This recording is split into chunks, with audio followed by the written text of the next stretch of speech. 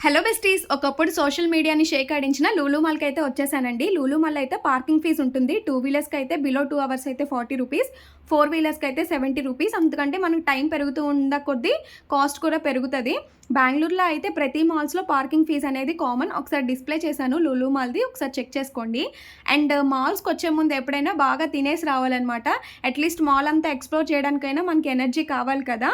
And mall అయితే చాలా బావుంటదండి. చాలా డిస్కౌంట్స్ అండ్ ఆఫర్స్ కూడా ఉంటాయి. మనం ఓపికగా కొంచెం వెతికి చూసుకోవాలంతే.